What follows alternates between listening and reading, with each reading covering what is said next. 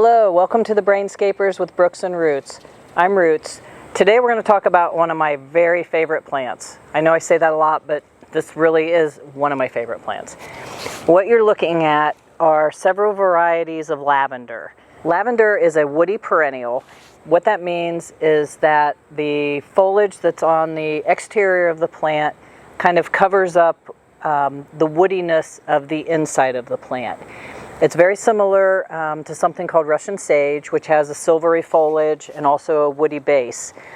I want to talk a minute about pruning because this is in the fall. We're in the fall, extreme drought, extreme hot, but the fragrance here with the heat and the humidity in this lavender is unbelievable. It's like the best. So that's the best part about it. With lavender and Russian sage and any of these silvery plants that have a woody base to them, in the fall, you do not want to do a hard pruning. You can damage the plant going into winter if you cut them back too hard. So these are in full flower. This is a variety called Phenomenal. And then we have Hidcote and Munstead down here, more Phenomenal over here. So with this, if you want to clean it up, shape it up for the winter, all you want to do is just a light pruning, prune the flowers 4 or 5 inches down, and just lightly shape it for the winter. Otherwise, you really want to kind of leave it alone until early in the spring when the new growth comes on, and you could also shape it at that point. So with lavender, it typically starts blooming in early summer. This Phenomenal has already bloomed once. It's been cut back. It's starting to come up with more flowers for the fall. The Hidcote and Munstead also flowered early, got a haircut, and so now we've got yet a second really nice batch of flowers coming on. So with that, I kind of want to tell you one of my favorite recipes with lavender flowers. A lot of people think of lavender flowers as in sachets, potpourri, a large dried bunch in a vase. But my very favorite thing to do is to take these flowers, collect about a half cup, let them dry out for about a week in the shade, somewhere, a laundry room or a shed, somewhere out of the way, out of the dust. Once they're dry, take 2 sticks of butter. I like salted butter preferably. Take about a half a cup of honey. Mix the honey and butter together, whip it together, and then add the dried lavender flowers to that. Mix that all up, let it set at room temperature for a few hours, and then put it in the refrigerator after that. It is fabulous on your favorite cracker or toast.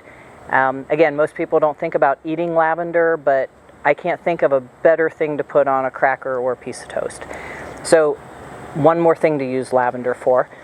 Lavender oil is an excellent first aid for burns. So any kind of skin burn, lavender oil, whether even a sunburn, lavender oil topically takes the burn out, the irritation out. It's antiseptic. It was used during World War I and World War II, from my understanding, for severe burns. It's very, very effective.